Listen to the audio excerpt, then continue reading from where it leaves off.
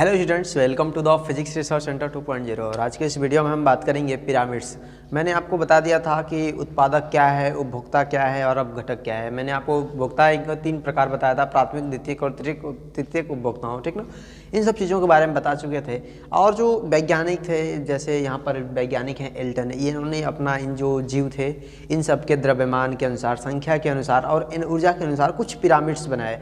और जब ये पिरामिड्स बनाए, सबसे पहले तो ये पिरामिड्स किस आधार पर बना, तो जो एजी टांसले ने जो इकोसिस्टम पारितंत्र की रचना की थी, और रचना कह रहे हैं उसको, मतलब बताया था, तो उन्हीं के अनुसार जैसे उन्होंने उसको कई खंडों में बांट दिया था। उपभोक्ता और उत्पादक और अपघटक तीनों में बांट दिया था। और इसी के आधार पर अब जो एल्टन थे उन्होंने पिरामिड्स बनाए। पिरामिड्स मतलब एक त्रिभुजाकार, जैसे आपने नाम सुना होगा मिस्र का पिरामिड। वहाँ पर क्या है कि खूब लंबा बड़ा सा आधार होता है, ऊपर जाते जाते पतला लगभग त्रिभुजाकार हो जाता है। कुछ उस तरीके का पिरामिड्स एल्टन ने बनाया था। उस पिरामिड्स में क्या था कि एक जीव संख्या का पिरामिड था, ठीक ना, पिरामिड ऑफ नंबर। ये सीधा और उल्टा दोनों टाइप का था, ठीक ना। अभी उस चीज़ को हम डिस्क्राइब करेंगे कैसे होता है। और जो जीव द्रव्यमान, मतलब जो उस चीज़ का जो जीव है उनका द्रव्यमान के अनुसार जो पिरामिड्स बनता है वो भी उल्टा और सीधा बनता है। लेकिन जो एनर्जी का पिरामिड उन्होंने बनाया केवल सीधा, क्योंकि एनर्जी का उल्टा पिरामिड संभव नहीं है। चलिए तो समझते हैं हम लोग जीव संख्या का पिरामिड किस तरीके के है। तो जैसे अगर आसपास आप देख सकते हैं, आपके जो भी आपके आसपास कहीं पर भी देखेंगे तो जो उत्पादक अथवा जो पेड़ पौधे होते हैं, छोटे छोटे पेड़ पौधे, इन सब की संख्या बहुत ज़्यादा होती है। इन सभी को हम पादप कह सकते हैं। तो इनकी संख्या बहुत ज़्यादा होती है। और जो पिरामिड का आधार होता है वो नीचे ज़्यादा होता है। और जब पिरामिड का आधार नीचे ज़्यादा होता है, इस कारण से ऐसे नाम दिया गया नीचे दिया गया, नीचे पिरामिड्स में नीचे। इसके बाद जो प्राथमिक उपभोक्ता थे, अर्थात इन पौधों को खाने वाले, अब इनकी संख्या जो थी इन उत्पादक से तो कम थी। तो जब संख्या इनसे कम हो गई तो इनको थोड़ा सा और हल्का सा, जैसे यहाँ पर इसका आधार क्या होता रह गया है, जैसे आधार का देखा जाए तो आधार का अनुसार ये होगा, लेकिन यहाँ पर जैसे जैसे ऊपर गया है पतला होता चला गया है, थोड़ा होता चला गया है। तो कहने का मतलब सबसे ज़्यादा जो संख्या है वो पादपों की है। और पादपों को खाने वाले जो जंतु हैं उनकी जो संख्या है पौधों से कम है। अब दूसरी चीज़ कि जो द्वितीयक उपभोक्ता आते हैं, अब जो द्वितीयक मतलब जो इन शाकाहारी जीव जंतुओं को खाते हैं, इनकी जो संख्या है इन शाकाहारी जीवों की अपेक्षा और भी कम है। तो इन्हें पिरामिड में और भी ऊपर स्थान दिया गया है। और सबसे कम जो संख्या है वो तृतीय उपभोक्ताओं की है, ठीक ना, जो मांसाहारी जीवों को भी खाते हैं, ठीक ना। तो वो तृतीयक उपभोक्ता में आ जाते हैं। तो अब ये ऊपर है अब यहाँ पर, ठीक ना। तो जैसे जैसे उनकी संख्या के आधार पर, संख्या ज़्यादा है तो जो पिरामिड बना है उसमें नीचे स्थान दिया गया है। और जो संख्या जैसे जैसे कम होती गई है, प्राथमिक की, द्वितीय की और तृतीय की, तो इस तरीके का जो पिरामिड बन जाता है ये सीधा पिरामिड हो जाता है। और यदि हम उल्टे पिरामिड्स की बात करेंगे, किसी जंगल में मान लीजिए या फिर कैसे भी, तो जो वृक्ष होता है, वृक्षों की संख्या तो कम ही होती है, ठीक ना। अब वृक्षों की संख्या कम होती है तो अब देखिए, वृक्ष की संख्या जब कम होती है तो जैसे मानिए खूब बड़ा सा वृक्ष है तो उस पर जो जंतु रहते हैं, जो पक्षी रहते हैं, ठीक ना। अब वो पक्षी क्या होते हैं कि वृक्ष से तो ज़्यादा होते हैं, पक्षी क्या होते हैं, वृक्ष से ज़्यादा होते हैं। इस कारण से यहाँ पे जो उल्टा पिरामिड में, पिरामिड का नीचे वाला हिस्सा कम है तो कम वाले में वृक्ष को स्थान दिया गया। और उसके ऊपर जब ये पक्षी आते हैं तो वृक्ष पर जो पक्षी बैठेंगे, अब उनकी संख्या तो ज़्यादा है। जैसे एक वृक्ष है तो उस पर बहुत सारे पक्षी बैठ सकते हैं, बहुत सारा घोंसला बना सकते हैं, ठीक है। तो अब उनकी जो संख्या वृक्ष से ज़्यादा अधिक हो गई। अब दूसरी चीज़ कि जो पक्षियों के शरीर पर जो अन्य कीटाणु बैठे होते हैं, ठीक ना, अब उनकी जो संख्या होती है पक्षियों से भी ज़्यादा होती है।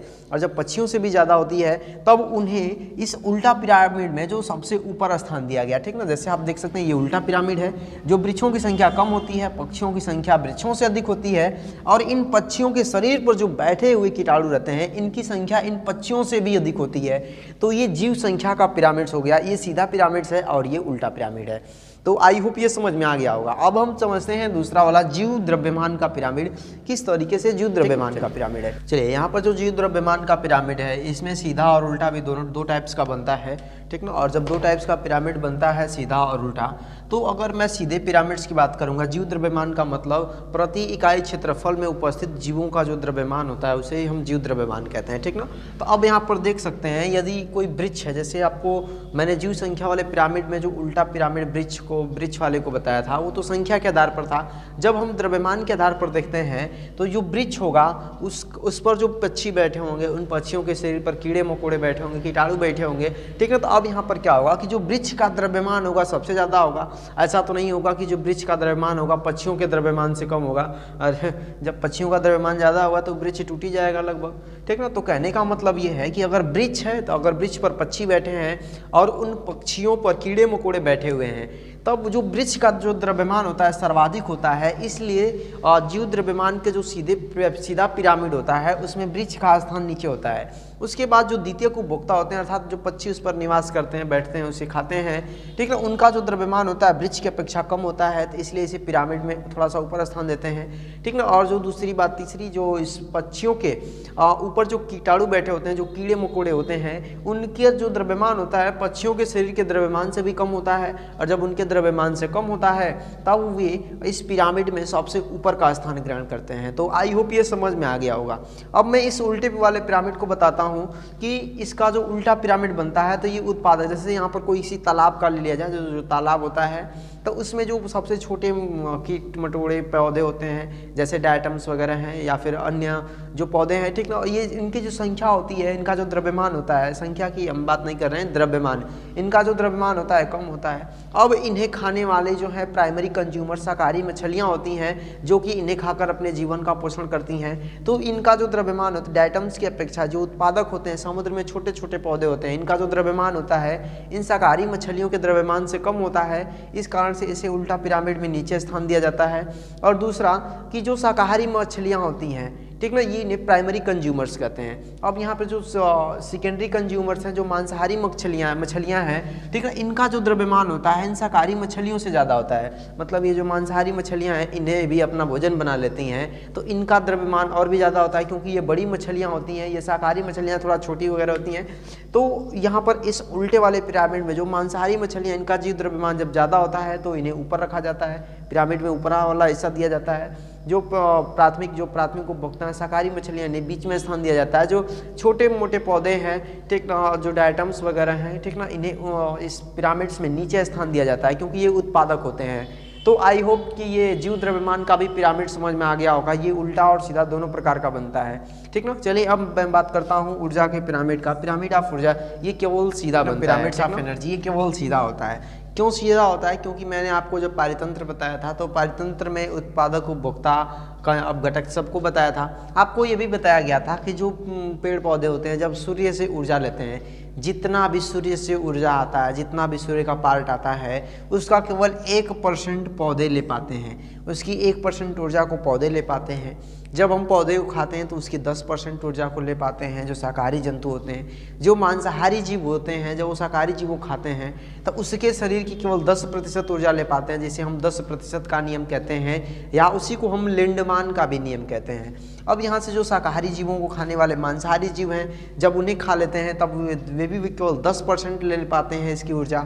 और जो मांसाहारी हैं जैसे सर्प हो गया, ये मोर हो गया, ये सब जो खाते हैं, चील गिद्ध, जब मांसाहारी जंतुओं को अपना शिकार बनाते हैं तो केवल 10% ऊर्जा ले पाते हैं। अर्थात आप सोचिए कि सबसे ज़्यादा ऊर्जा किसकी होगी?